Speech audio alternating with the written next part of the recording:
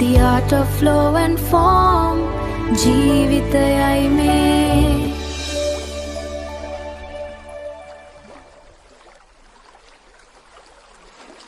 The art of flow and form.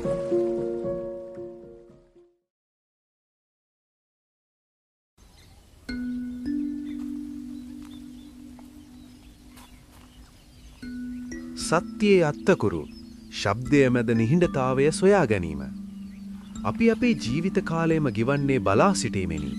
සතියන්ත යනතුරු සාර්ථකත්වය ලැබෙනතුරු නැතිනම් සැබෑ ලෙසම ජීවත් වීමට සුදුසුම මොහොත එනතුරු.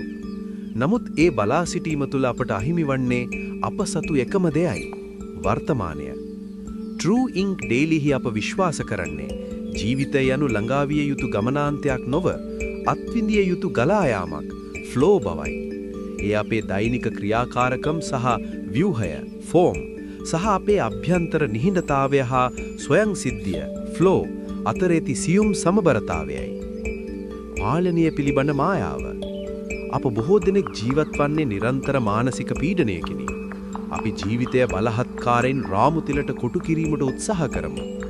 සෑම තත්පරයක්ම සැලසුම් කරමු. එහෙත් අපට හැඟෙන්නේ ජීවිතය අපේ පාලනයෙන් ගිලිහී යන බවයි. ඒ ඇයි?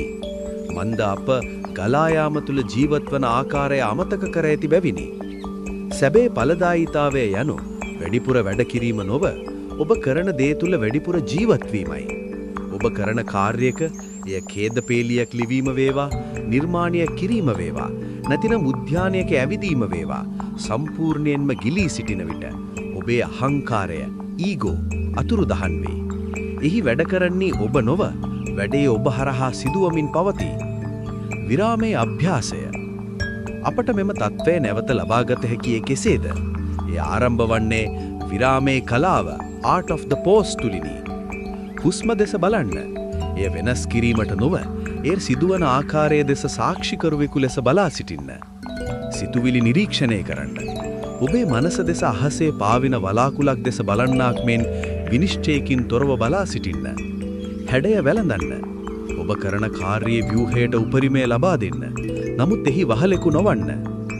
අවසාන යාවත්කාලීනය. අවසාන මානව යාවත්කාලීනය යනු මෘදුකාවංකයක් හෝ අලුත් මෙවලමක් නොවේ. එය සිහිය පිළිබඳ වෙනසක්ෙහි. ඔබ ඔබේ හිස ඇතුලේ තියෙන ශබ්දය නොව වචන දෙකක් අතර ඇති නිහඬතාවය බව වටහා ගැනීමයි. අද ඔබේ දිනචර්යාව හරහා ගමන් කරන විට ඒ හිඩස සොයා බදන්න. එක් හුස්මක් ඊළඟ හුස්මක් අතර, එක් සිතුවිල්ලක් සහ තවත් සිතුවිල්ලක් අතර පිරිසිදු විභවයක් ඇති අවකාශයක් තිබෙයි. ඔබේ සැබෑ තීන්තය හමුවන්නේ එතනදීය. ඔබේ දවස අරමුණක් සහිතව ලියන්න. ජීවිතය ගලා යාමකට ඉඩ දෙන්න. The art of flow and form ජීවිතයයි මේ.